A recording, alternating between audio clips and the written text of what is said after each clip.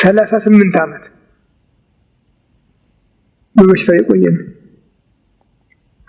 የታየው ግን ረጅም ጊዜ የደዌ እስረኛ ሆኖ መኖሩን አይቶ አንተ ሰው ልትፈወስ ትወዳለህ አለው። አሁን ጌታዬ፣ ነገር ግን እኔ እስክወርድ ድረስ ሌላው ቀድሞ ይታጠባል፣ እኔ አቅም የለኝም ማለት ነው። በዚያ ቦታ የሚሰበሰቡበት እንግዲህ አንድ ጠበል አለ፣ ውሃ አለ።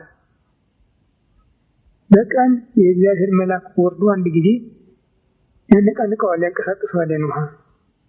በዚያ ጊዜ ቶሎ ጉልበት ያለው ከሆነ ወይም ወገን ያለው ከሆነ መጀመሪያ ወርዶ የተነከረ ሰው ይድናል። ሁለተኛ ግን የለውም። አንድ ብቻ ነው በቀን የሚፈወሰው። እና በዚህ ምክንያት በሽተኛው ዝም ብሎ ተሰብስቦ ይኖራል ተከማችቶ። እሱም ይህን ያለው እኔ እንዳልሄድ ጉልበት የለኝም፣ የሚረዳኝ ደግሞ ወገን የለኝምና ሆኜ እኖራለሁ አለው። ሊቃውንት ሲናገሩ ይህ ሰውዬ እንዲህ ብሎ የተናገረ ጌታን ብዙ ሰዎች ይከተሉት ነበርና ከ5 ገበያ ሰው ይበልጥ ይከተለው ስለነበረ ከነዚያ አንዱን ጉልበታም ያዘዝልኛል በዚያ ጊዜ ይረዳኛ ብሎ አስቦ እንጂ እሱ ያድነኛ ብሎ አስቦ አይደለም ይላሉ። የጌታ ማጠያየቅ በሰረቱ ሰውየው እምነት እንዳለ አያሳይም። በበሽታው እንደዘገየ አውቆ ነው እንዴ ተነስና አልጋ ተሸክመ ሂድ የነበረ መልሱ። ተነስቶ አልጋ ተሸክሞ ሄደ። ህዝቡ ግን ዛሬ ሰንበት ነው፣ አልጋ ተሸክመ ልትንቀሳቀስ አይገባህም ነበር ሙግታቸው። እንኳን እግዚአብሔር ማረህ፣ እንኳን እግዚአብሔር ፈወሰህ፣ እግዚአብሔር ይመስገን ያለ የለም። ዛሬ ሰንበት ነው። እሱ ደግሞ እኔ ምን አውቃለሁ ያዳነኝ አልጋ ተሸክመ ሂድ አለኝ የሚል መልስ የሰጣቸው እና ቤተ መቅደስ አገኘው ጌታ። አንተ ሰው ከደዌ ተፈወስክ፣ ግን ሁለተኛ አትበድል፣ ከዚህ የከፋ እንዳያገኝህ ነው ያለው።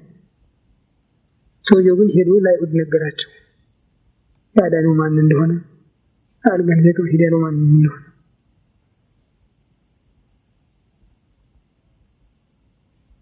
በፊተኛው ባለ ታሪክና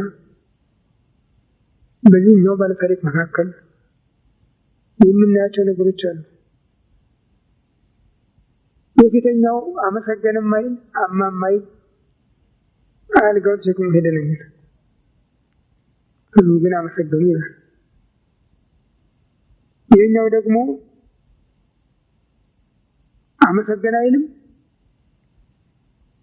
ህዝቡ ደግሞ እንደገና ከሰሰ ነው የሚለው። በዚያኛው ጊዜ ፈሪሳውያን ስላጉተመተሙ ስላጉረመረሙ የሰው ልጅ ኃጢአትን ሊያስተሰርይ ስልጣን እንዳለው እንድታውቁ ብሎ ሰውየውን ተነስና አልጋ ተሸክመ ሂድ እንዳለው ነው የምናየው። እዚህም ላይ ልናተኩርባቸው የሚገቡ ነገሮች አሉ። በመጀመሪያ ሃይማኖታቸውን አይቶ ነው የሚል። ድውዩ ሃይማኖትን እንዳለው አያሳይም፣ ወይም ስለ ድውዩ ሃይማኖት እንዳደረገለት የሚያሳይ ጽሑፍ አናይም። የተሸካሚዎችን የቤተሰቦቹን እምነት አይቶ ድረስ ሰጠው። ሲናገር ግን ኃጢአትህ ተሰረየልህ፣ ተነስና አልጋ ተሸክመ ሂድ ነው ያለው። ሁለት ድህነት ነው ያሳየ። አንድ ደዌ ነፍሱን ኃጢአቱን ማስወገድ፣ ሁለት ከደዌ ስጋው ተፈውሶ አልጋው ተሸክሞ እንዲሄድ። በዚህ ሲያጉረመርሙ ለነበሩት ደግሞ በምድር ላይ ኃጢአትን ሊያስተሰርይ ስልጣን እንዳለው እንድታውቁ የሚል ተግሳጽ የተሞላበት የስልጣን ቃል ነው የወረወረው። ትምህርት አይደለም። ይሄ ትምህርት ብቻ አይደለም፣ የስልጣን ቃልም ነው። የማይገታ የማይታጠፍ ነው ለማለት ነው። እንድታውቁ ከአሁን ጀምሮ። ይህን ቃል ጌታ በምድር ላይ ከተናገረበት ጊዜ ጀምሮ ለቤተ ክርስቲያንና ለአገልጋዮቿ፣ ለቀሳውስት፣ ለኤጲስቆጶሳት፣ ለጳጳሳት፣ ለሊቃነ ጳጳሳት ኃጢአትን እንዲያስተሰርዩ ስልጣን ተሰጠ። በዚህ ነው ዛሬ ካህናት እግዚአብሔር ይፍታሽ የሚሉት ስልጣን የተገኘ። ጌታ ለሰው ልጅ በምድር ላይ ኃጢአትን እንዲያስተሰርይ ስልጣን እንዳለው እንድታውቁ ሲል ከተናገረው ኃያል ቃል።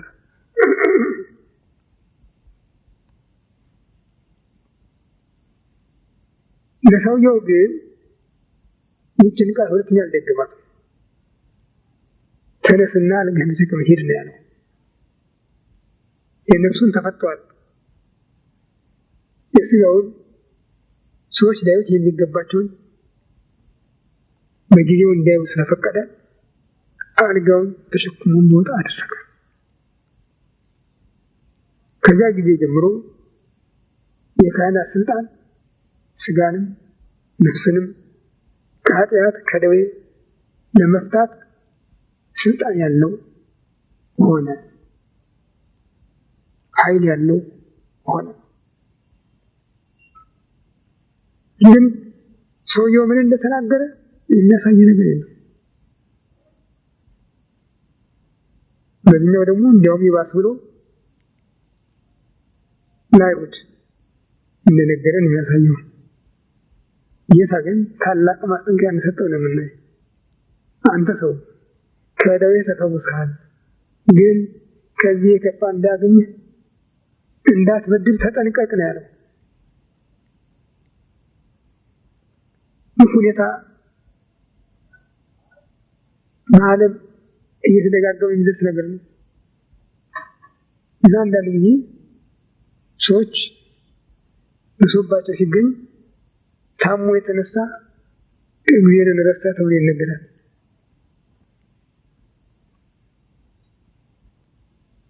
ሌላው ሶስተኛው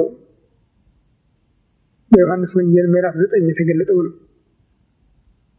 ዕውር ሆኖ የተወለደው ከእናቱ ማኅፀን ዕውር ሆኖ የተወለደ ነው ይለዋል። አይሁድ እንዲህ አይነት ያጋጥማቸው ወላጆቹ ኃጢአት የመጣ ነው ማለት ይቀናቸዋል። ድሮም በሀገራችን ይባል ነበር፣ አንድ ነገር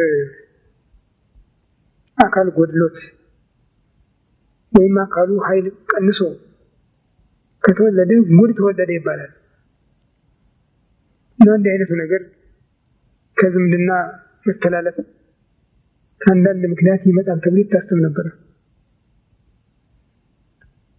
አይሁድም ስለዚህ ሰውዬ ሲናገሩ ወላጆቹ ኃጢአት ስለሰሩ ያን ኃጢአታቸውን እንዲህ ሊገልጥባቸው ነው ዕውር ሆኖ የተወለደ ይሉ ነበር። ያም ሆነ ራሱን የሚረዳበት ስለሌለው መንገድ ዳር ተቀምጦ ይለምን ነበር። በወንጌል ዝርዝር ቃል የለም። በሰዎች አነጋገር ግን ሙሉ ግንባሩ ልሙጥ ነበረ።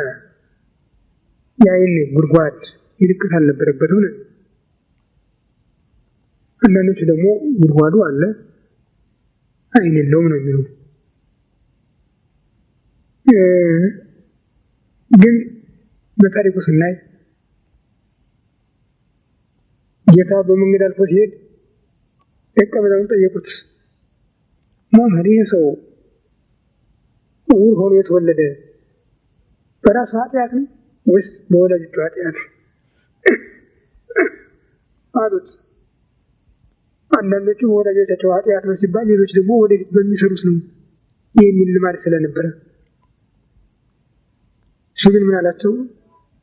ወላጆቹም አልበደሉም፣ እሱም አልበደለም። የእግዚአብሔር ስራ ሊገለጥበት ነው። ቀኑ 12 ሰዓት ነው። በቀን የሚሄድ ሁሉ ሊያደርግ ይችላል። እኔ የአባቴን ስራ ልሰራ ወደ ዓለም መጣሁ። እኔ የዓለም ብርሃን ነኝ። ማንም ሰው ስራ ሊሰራ የማይችልበት ሌት ይመጣል። ስለዚህ ከዚያ አስቀድሞ የአባቴን ስራ ልሰራ ይገባኛል ብሎ መሬት ለጥፍ ብሎ በምራቁ ጭቃ ካደረገ በኋላ ያን የዓይኑን ቦታ ቀባው። ሂድና ታጥበህ ና አለው። ፈሳሽ ወንዝ አለ አካባቢው። እዚያ ወርዶ ታጥቦ እያየ መጣ። ሰዎች ይደነቁ ነበረ፣ በልመና የሚያውቁት። አንዳንዶቹ ያኮ ለማኝ የነበረው ዕውር ነው፣ መንገድ ላይ ተቀምጦ ይለምን የነበረው ዕውር ነው ሲሉ፣ አንዳንዶቹ አይ አይደለም እሱን ይመስላል እንጂ አይደለም ይሉ ነበር። እሱ ግን እኔ ነኝ አትጠራጠሩ እኔ ነኝ ይል ነበር። እና ወደ ፈሪሳውያን ተከሶ ቀረበ። አንተ ዕውር ሆነህ የተወለድከው አንተ ነህ? አዎ። ታዲያ ዛሬ እንታያለን። ስሙን ኢየሱስ የሚሉት ሰው በምራቁ ጭቃ አድርጎ ዓይኔን ቀባኝ፣ እሱ ዓይኔን ነው የሚል ወቀባን ያየንተ የሚል ዓይኔን ቀባኝ እና ሄደህ ታጥበህ ና አለኝ። ታጠብኩ፣ ይኸው አያለሁ። ይህን በል እንግዲህ አንተ እግዚአብሔርን አመስግን። ሰውየው ግን በሰንበት ይህን ስለሰራ ኃጢአተኛ ነው። እኔ እንዲህ ያለ ነገር አላውቅም፣ የማውቀው አንድ ነገር ብቻ ነው፣ ዕውር ሆኜ መወለዴን ዛሬ ማየቴን። ይህ ብቻ ነው የማውቀው። ወላጆቹን ጠሩ። ዕውር ሆኖ የተወለደ ልጅ አለን ያላችሁት ይሄ ነው ወይ? አዎ። ታዲያ ዛሬ እንዴት ያለ? አይ እኛ ዕውር ሆኖ መወለዱን እናውቃለን። ዛሬ እንዴት እንደሚያይ ማን እንደፈወሰው ግን አናውቅም። ይሄ ነበር። ብዙዎች በዚህ ተከራከሩበት። ይህ ሰው ኃጢአተኛ ነው፣ በሰንበት እንዴት ድጓይን ይፈውሳል ይሉ ነበር። ሌሎች ደግሞ እንዴ ምን ማለታችሁ ነው? በየት ሀገር ነው ኃጢአተኛ ሰው ዕውር ሆኖ የተወለደውን አይነት ይከብድ ያያችሁ ይሏቸው ነበር። በመጨረሻም አይነ ስውርን ጠርተው አንተ እግዚአብሔርን አመስግን አሉት። አሁንስ እንዴት እንዳየ እንደገና ንገረን አሉት። ምን እነግራችኋለሁ? የእሱ ደቀ መዛሙርት ሆኑ ከፈለጋችሁ ሆኑ፣ አለዚያ ግን ለምን ትጠይቁኛላችሁ አላቸው። እኛ እሱ ኃጢአተኛ እንደሆነ እናውቃለን፣ እኛ የሙሴ ደቀ መዛሙርት ነን ብለው አገለዱ። ሰውየውንም ሊገድሉት ሲዘጋጁ የታገኘውና ታምነው በወልደ እግዚአብሔር ዘከሰተካ ይዲከ ዓይንን በከፈተልህ በእግዚአብሔር ታምናለህ ወይ? አቤቱ ጌታዬ ማን ነው እሱ? የሚሰግድለት ማን ነው እሱ አለው። የምታየው የምታነጋግረው አለው። ከጫማው ላይ ወድቆ ሰገደና አምናለሁ ብሎ ሰገደለት። እንግዲህ በታሪክ ውስጥ ጌታ በፈወሳቸው ድውያን ታሪክ ውስጥ አንዳንዶቹ እንዲህ አይነት ሙሉ ምስክር ሲሰጡ ማየት መስማት እጅግ በጣም አስደናቂ ነበር። ጌታ ምን አለ በዚህ ጊዜ? እኔ ለፍሬ ወደዚህ ዓለም መጥቻለሁ፣ የማያዩ ዕውሮች እንዲያዩ እናያለን የሚሉ ደግሞ እንዲታወሩ። ፈሪሳውያን ምን አሉት? ዕውር ልትለን ትፈልጋለህ እንዴ አሉት። ዕውር ልትለን ነው? ዕውራንማ ብትሆኑ ባልተፈረደባችሁም ነበር። ግን እናያለን ትላላችሁ አታዩም፣ እና ኃጢአታችሁ በራሳችሁ ነው ያላቸው። ይሄ ነው ይህ ቃል ቤተ ክርስቲያንንና መሪዎቿን፣ አስተማሪዎቿን፣ አገልጋዮቿን፣ መልእክተኞቿን፣ ምዕመናኖቿን ሲፈታተን የሚኖር ቃል ነው። አይሁድን ሲፈታተን እንደሚኖር ክርስቲያኖችን ሲፈታተናቸው የሚኖር ከባድ ቃል ነው። እናያለን ትላላችሁ፣ ነገር ግን አታዩም።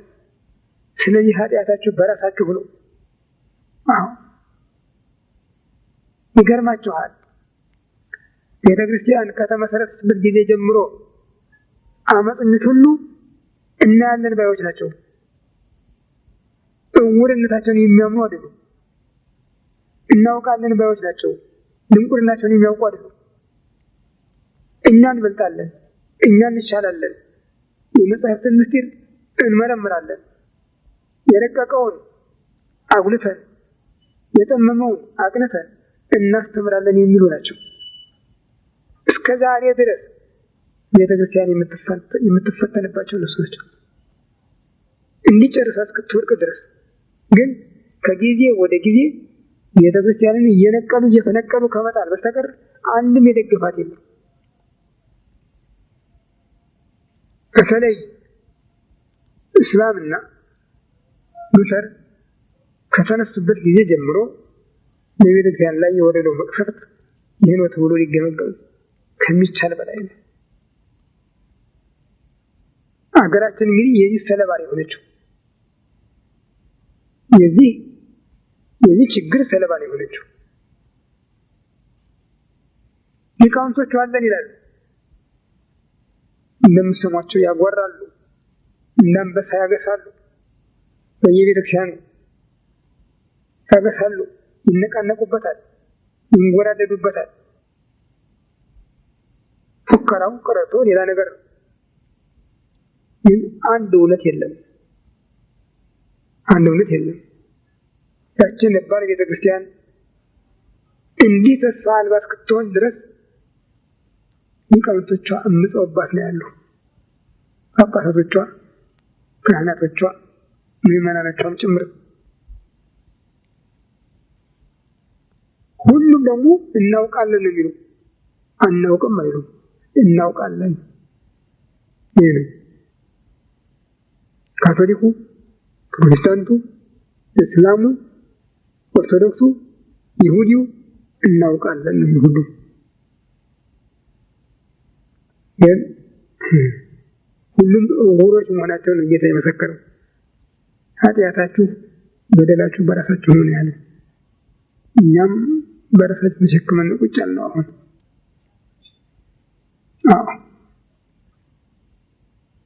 በጣም በዚህ 10 ዓመት ደግሞ የፕሮቴስታንት ንቀት፣ አመፅ፣ በረከተ ሐረር፣ በረከተ ጅማ እያለ ሲንጠራራብን ነበር። ዛሬም ደግሞ የንስሐና የእርቅ ጥሪ ያለን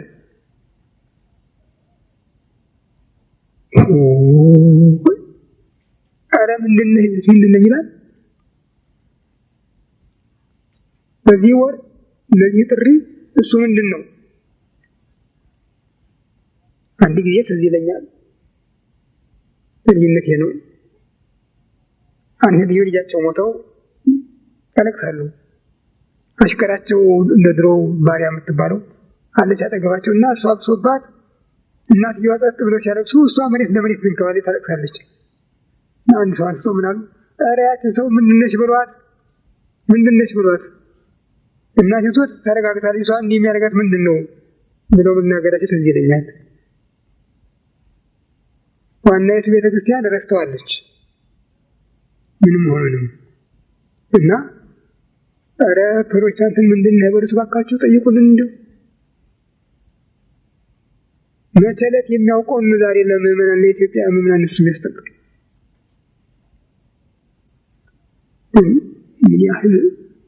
ምን ያህል አመፅ እየተሰራ መሆኑን እዩት። እሱ የፍረደው ብቻ እንጂ ሌላ ፈራጅ የለውም ለዚህ ጉዳይ። ያሳዝናል። ይቺ ቤተክርስቲያን እኮ ቀላል ቤተክርስቲያን አልነበረችም። መንፈሳዊ ስጋዊ ማዕድ በሰፊው ሲታደልባት የኖረች ቤተክርስቲያን እኮ ነበረች። የምዕመናን፣ የነዳያን፣ የኃጥአን፣ የጻድቃን መማፀኛ መጠለያ፣ ለስጋቸው ለነፍሳቸው ኃይልና ጉልበት ምንጭ የነበረች ቤተክርስቲያን ናት። ዛሬ ግን እዚህ ደርሰናል። እንጃ ደግሞ ምን እንደሚከተል አናውቅም። እሱ መፍቻ ይስጠው፣ በቸርነቱ ይቅር ይበለን።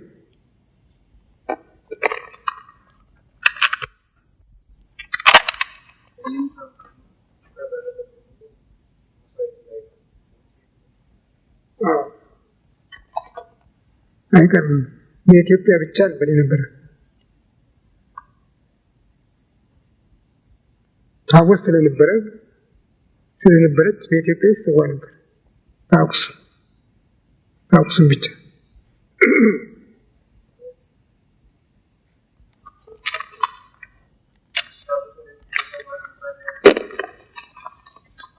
አልተናገሩማ መምጣቱ ደብቀው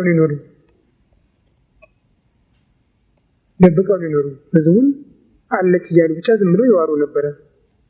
እያሳይተው አያውቁም።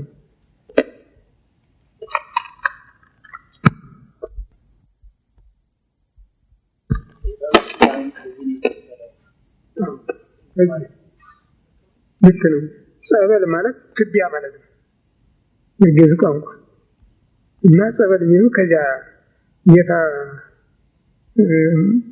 አፈሩን ዘግኖ ነው የሚል በምራቁ ጭቃ አድርጎ ቀባው። ያ ኃይል ነው እስካሁንም ድረስ በየጸበሎቹ የሚሰራ። ጥሩ አስታወስከኝ። ያ ኃይል ነው በየጸበሎቹ ዛሬ የሚሰራ። ያ ጌታ ያደረገው ኃይል ነው። ሂድና በፈሳሽ ውሃ ታጠብ ነው ያለው። ይሄ ከየቦታው የፈለቁና በአሸንዳ የሚፈሱ ጸበሎች ሁሉ ያ ኃይል ነው የሚያሰራቸው የሚቀሰቅሳቸው።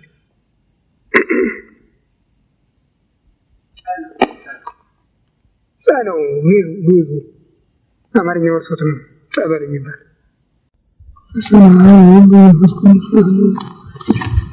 አቤቱ ቸር እግዚአብሔር አምላካችን ሆይ በዚህ ዕለት በዚህ ሰዓት በዚህ ስፍራ በቸርነትህ ስለሰበሰብከን በዚህ ከፍተኛ ቀጠሮ ስላደረስከን ከሁሉ አስቀድሞ ቅዱስ ስምህን እናመሰግናለን።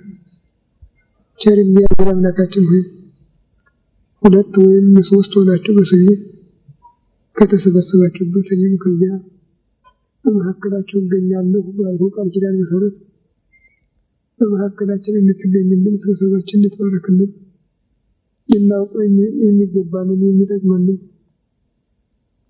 እንድታስተምረን አይምሯችን ሊሸከመው የሚችለው ምስጢር ገልጽልን ቅዱስ መንፈስህን እንድታሳድርብን ሀገራችን ኢትዮጵያን የኦርቶዶክስ ተዋሕዶ ቤተክርስቲያናችንን ክርስቲያን ሕዝብህን በቸርነት እንድታስብልን በአክብሮት በምህረት ቁጣን በትዕግስት እንድትመልስልን እንለምንሃለን። ክብር ምስጋና ለአብ ለወልድ ለመንፈስ ቅዱስ ይሁን ዛሬም ዘወትርም ለዘላለሙ አሜን። አባታችን ሆይ በሰማይ የምትኖር ስምህ ይቀደስ፣ መንግሥትህ ትምጣ፣ ፈቃድህ በሰማይ እንደሆነች እንዲሁ በምድር ትሁን። የዕለት እንጀራችንን ዛሬ ስጠን፣ በደላችንን ይቅር በለን እኛም የበደሉንን ይቅር እንደምንል፣ አቤቱ ወደ ፈተና አታግባን ከክፉ እንጂ መንግሥት ያንተ ናትና ኃይል ምስጋናም ለዘላለሙ አሜን። እመቤታችን ቅድስት ድንግል ማርያም ሆይ በመልአኩ ቅዱስ ገብርኤል ሰላምታ ሰላም እንልሻለን። በሐሳብሽ ድንግል ነሽ፣ በሥጋሽም ድንግል ነሽ። አሸናፊ የእግዚአብሔር እናት ሆይ ሰላምታ ላንቺ ይገባሻል። ከሴቶች የተለይተሽ አንቺ የተባረክሽ ነሽ፣ የማኅፀንሽ ፍሬ ኢየሱስ ክርስቶስ በስመ አብ ነው።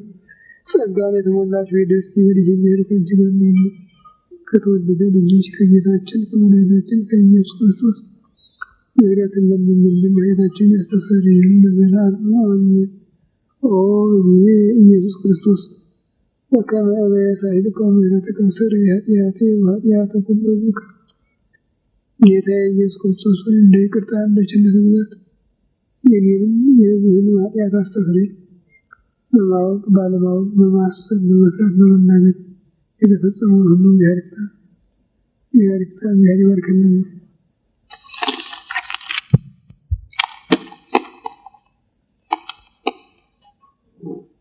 መጋቢት 13 ቀን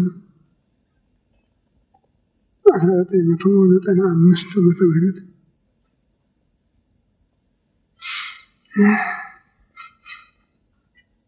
ዛሬ ጾማችንን ከተቀናናው 3ኛ ሳምንቱን ከ40 ቀን ሁለተኛው ሳምንት መጨረሳችን ነው። በዚህ በጾም ውስጥ ያሉ ዕለታት በሳምንት ተከፍለው በኢትዮጵያ ቤተክርስቲያን ስያሜ ያላቸው ብለናል። ባለፈውም ብዙ ተነጋግረንበታል። ዛሬም የጨረስነው ምኩራብ ይባላል። እንግዲህ ከአሁኑ በኋላ ወደ እሑድ ነው የሚቆጠረው። ከእሑድ ጀምሮ እስከ ቅዳሜ ደግሞ መጻጉዕ ይባላል።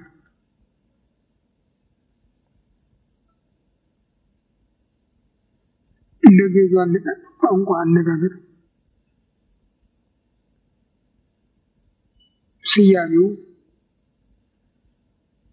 ታሪክን የተመለከተ በመሆኑ ዕለታቱ ወይም ሳምንቱ ለምን እንደተባለ የሚል ጥያቄ ሊያስከትል ይችላል። ጌታ በመዋዕለ ስብከት የፈጸመውን በዚህ በጾሙ ከፋፍሎ ከወንጌል ለማስተማር እንዲመች ነው። ጾሙ በሰዎች ፍላጎት በሰዎች መሰረትነት የተጀመረ ሳይሆን እሱ ራሱ ጾሙ ኑ ተከተሉ በማለት ለቤተ ክርስቲያን ያስተላለፈውና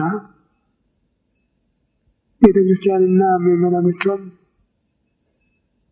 በየዓመቱ ለቤዛነቱ ለሕማሙ ለሞቱ መታሰቢያ ለጌትነቱ ክብር ግብር አድርገው የሚያቀርቡት መንፈሳዊ ግብር ወይም መንፈሳዊ ገጸ በረከት ስለሆነ ነው። ጾሙ ጾመ ኢየሱስ ይባላል። አንዳንድ ጊዜ አብይ ጾም እያልን እንጠራዋለን። በቁጥርም ከፍተኛ ነው። 55 ዕለታት ያቀፈ ነው። ከዚያም በላይ ደግሞ በጌታችን ስም የተመሰረተ በሱ ስም የሚፈጸም ነው እና በዚህ ምክንያት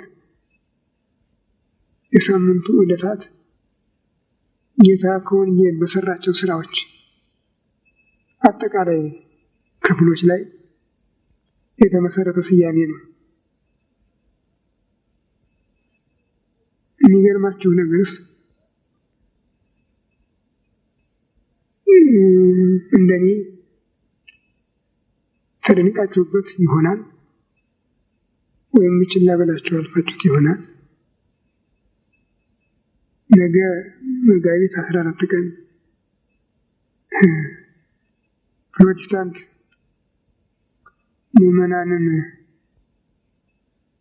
የእርቅ እና የንስሐ ጥሪ ብሎ አዲስ አበባ ስታዲየም ጠርቷል። በራዲዮ ሲተላለፍ ሰምታችሁ እንደሆነ ፕሮቴስታንት ነው ይህን የሚያደርገው። ጾምና ፕሮቴስታንት አይተዋወቁም። ንስሐና ፕሮቴስታንትም አይተዋወቁም።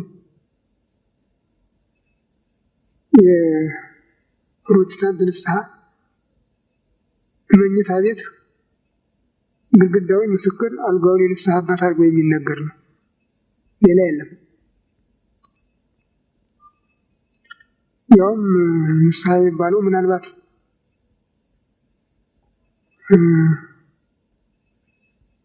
ጌታ ፈቅዶልኛል፣ አንቺን ጌታ ፈቅዶልኛል፣ አንተን ተባብለው የሚሰሩት ስራ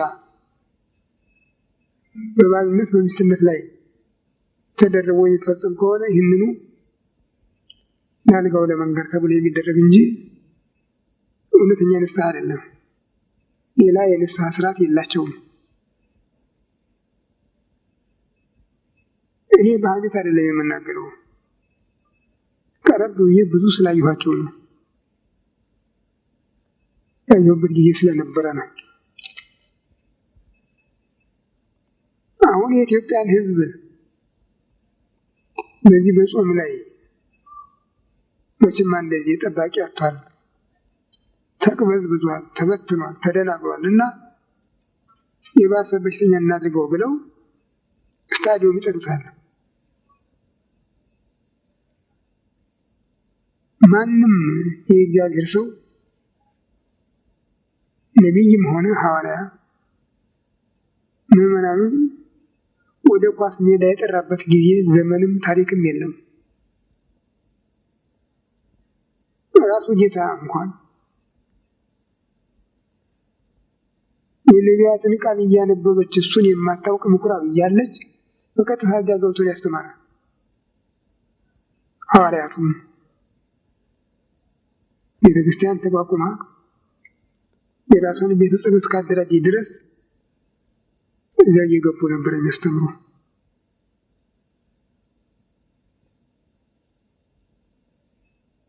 በጸሎት ቤት ስም በተሰየመ ስፍራ እንጂ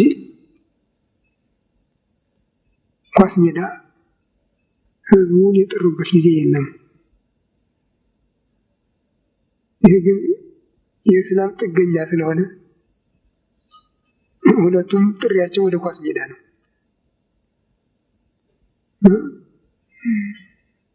ምን አይነት መቅሰፍት! ሁኔታው ከመቅሰፍት እንዳንዱ አድርጎ መቁጠር ብቻ ነው። ተከባካቢ ጠባቂ የሌለው ህዝብ ሆኖ ስላገኘው ነው።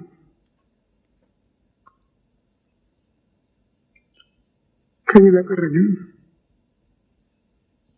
ስርዓቱን ተከትሎ የሚሄድ ከሆነ እንዲህ አይደረገው ነበር። ለነገሩ የእኛም ቤተክርስቲያን የኳስ ሜዳ ሆናለች። ከዚህ የምትሻልበት ምንም ነገር የለም። የእግዚአብሔር ስም የሚጠራባት በግዷ በግድ ይረግዳል እንጂ ቃሉ ሀብተ ክርስትና፣ ሀብተ ወልድና፣ ስመ ክርስትና፣ መስዋዕት፣ ቁርባን፣ ማዕጠንት የማይገኝባት ከሆነች ውላ አድራለች እና ከዚያም አትለይም። ግን ስሙ ኢየሱስ የተጠራባት ናትና በዚህ ምክንያት በልዩ መልኩ እንመለከታታለን እና ከተነገሩት ቃላት አንዱ ምኩራብ የሚለው ነበር ለማለት ነው። ይህ ወደዚህ የደረስኩት ምኩራብ ማለት የአይሁድ ቤተ ጸሎት፣ ምስጋድ፣ ጸሎት፣ ጾም፣ ስግደት የሚያቀርቡበት፣ ትምህርት የሚማሩበት፣ መባ የሚሰበሰቡበት ስፍራ ነው። መስዋዕት ግን አይሰዋበትም። መስዋዕት የሚሰዋው በኢየሩሳሌም ቤተ መቅደስ ባለው በታላቁ ምኩራብ ብቻ ነው። ሌላ በየትኛውም ዓለም አይሁድ ይኖራሉ። አይሁድ ባሉበት ሁሉ ምኩራብ አለ። መስዋዕት ግን የለም፣ አይፈቀድም በሙሴ ሕግ። በዚያ በአንድ ቦታ ፊትም ሙሴ ያሰፋው ድንኳን ባለበት በሴሎ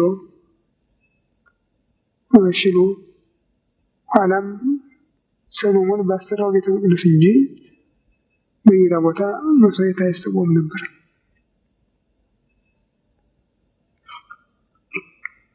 ቢሆንም ወደ ኢየሩሳሌም የሚላከው ማንኛውም ነገር ወይም ህዝቡ ከሀብታቸው ለእግዚአብሔር የሚለዩት አስራቱ መባው ወይም በምጽአት መልኩ ለእግዚአብሔር እንሰጠዋለን ያሉት ሁሉ የሚሰበሰበው እዚያ በመሆኑ በዚህ ምክንያት ቦታው የጸሎት ቤት ከመሆን አልፎ ገበያ እስከመሆን ደርሶ ነበር። በጉ፣ ላሙ፣ በሬው፣ ፍየሉ በብዛት በድራት የሚሸጥበት፣ ርግቡ፣ ዋኖሱ የሚሸጥበት፣ ወርቁ፣ ብሩ የሚመነዘርበት የሚለወጥበት ስለነበረ የደራ ገበያ ነበረ። በዮሐንስ ምዕራፍ 2 ከቁጥር 12 ጀምራችሁ ብትመለከቱት የሚያሳየው ይህንኑ ነው። በዚያ ላይ ነበረ ጌታ የምኩራብን ሕይወት ያገኘው፣ ያውም ታላቁን ምኩራብ ኢየሩሳሌም ያለውን። ከዚህ በኋላ ግን የቤት ቅናት በላችኝ የሚል ተጽፎ ስለነበረ በዚህ ተነስቶ ወገብረ መቅሰፍተ ጥብጣቤ ዘሀብል ይላል። ከገመድ የተሰራ ጅራፍ አብጅቶ እዚያ የተሰበሰበውን በጉንም ፍየሉንም ላሙንም በሬውንም አስወጣ። የርግብ ሻጮችንም ወንበር ገለበጠ። ሻጩንም ገዢውንም ከምኩራቡ አባረረ። ቤቴ የጸሎት ቤት ይባላል።